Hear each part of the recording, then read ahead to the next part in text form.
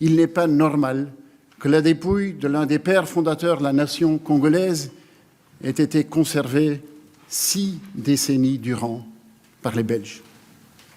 Il n'est pas normal que la dépouille de l'un des pères fondateurs de la nation congolaise ait été conservée pendant 6 décennies dans des circonstances obscures, jamais vraiment élucidées, mais qui, à la lumière de ce qui est connu, ne fait pas notre fierté. Plusieurs ministres du gouvernement belge de l'époque portent en conséquence une responsabilité morale quant aux circonstances qui ont conduit à ce meurtre. Un homme a été assassiné pour ses convictions politiques, ses propos, son idéal. Pour le démocrate que je suis, c'est indéfendable. Pour le libéral que je suis, c'est inacceptable. Et pour l'humain que je suis, c'est odieux. Moi, je suis né après toutes les décolonisations. Et on ne peut pas dire que le continent africain, c'est formidable, c'est un continent très jeune.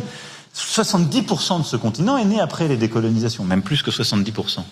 Et continuer à avoir un dialogue complètement complexé par le post-colonialisme. C'est une manipulation, il faut quand même être lucide. Nous, on ne doit pas tomber du côté de la facilité, des habitudes d'un post-colonialisme qu'on a nourri après colonisation, il faut être lucide, mais avec lequel on a rompu. Évidemment, dans ce débat, on a tendance à dire « oublions le passé », ce qui est impossible, parce qu'il y a toujours ce devoir de mémoire que nous avons, qui est souvent qualifié par de l'hypersensibilité, ce n'est pas le cas. Solzhenitsyn dit « les Allemands et les Russes ont récupéré plus facilement après la chute du totalitarisme que les colonisés après la chute de la colonisation. » Et pourquoi ? Parce que l'identité culturelle des Russes, l'identité culturelle des Allemands, sous le totalitarisme, n'était pas niée. C'était au contraire exalté, déformé, mais exalté. Tandis que dans les pays coloniaux, c'est l'identité culturelle qui est niée. Un autre facteur, au-delà de la démographie, qui est très important, qu'il faut intégrer, c'est qu'aujourd'hui, dans une société connectée, dans un monde connecté, l'Afrique est totalement connectée. Elle est connectée, vous voyagez en Afrique, tout le monde a un téléphone portable, tout le monde va sur les réseaux sociaux.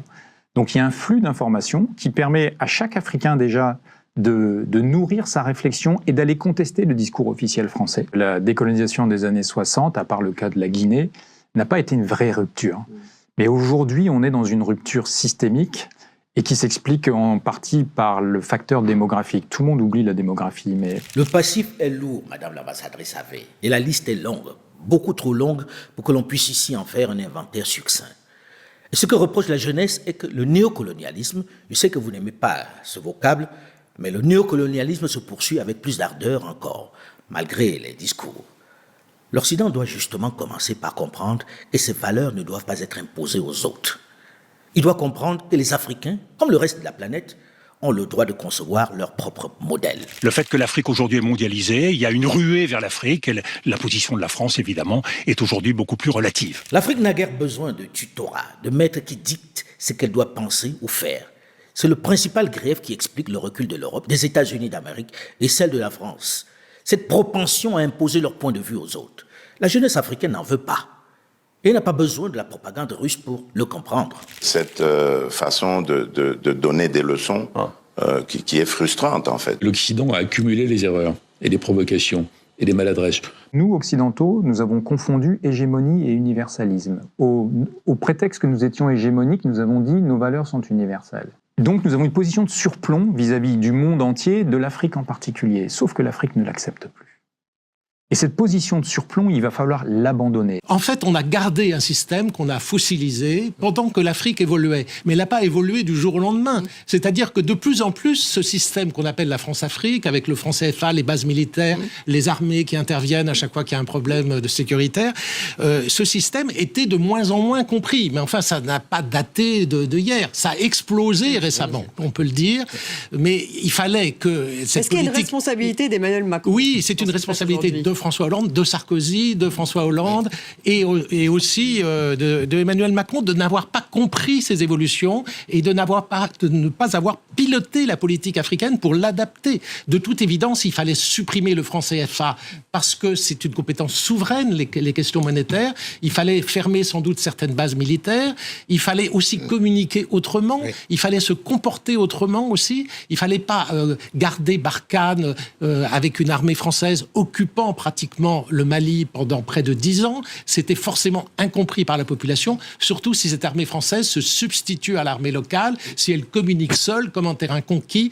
Toutes ces erreurs accumulées, toutes ces maladresses ont fini par faire exploser les choses au Mali et par contagion dans les autres pays de la région aussi. On ne comprend pas ce qu'est la période de post-colonial 60 jusqu'à la chute du mur de Berlin en 90, il y avait un système intégré politique, militaire, financier français qu'on appelle, pour faire court, la France-Afrique. La France a cru qu'on pouvait poursuivre un peu, rester comme ça.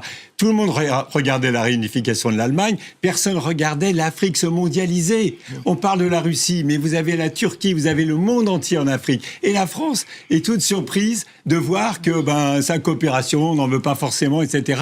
Et vous avez cet anachronisme refoulé africain qui fait en disant maintenant on veut d'autres partenaires, c'est tout. J'en peux plus de ce discours de nos valeurs, nos valeurs que nous voulons imposer au monde entier, nos valeurs. Mais on ne fait pas la guerre simplement pour ces valeurs, sauf quand on vient chez vous essayer de vous imposer les valeurs des autres. Est-ce que vous estimez qu'aujourd'hui les Occidentaux sont dans un péché d'orgueil ? Apolline de Malherbe, les Occidentaux doivent ouvrir les yeux sur l'ampleur du drame historique qui se joue devant nous pour trouver les bonnes réponses. Les grandes puissances, ceux qui maintiennent, ceux qui ont la technologie, ceux qui ont les moyens, estiment que ce n'est pas une priorité pour nous. Alors là, ça revient souvent, Monsieur le Président. C'est pas que ça revient souvent.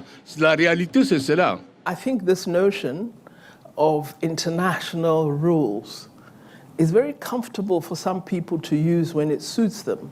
But they don't believe in international rules when it doesn't suit them, because they don't apply international rules or law equally in all circumstances.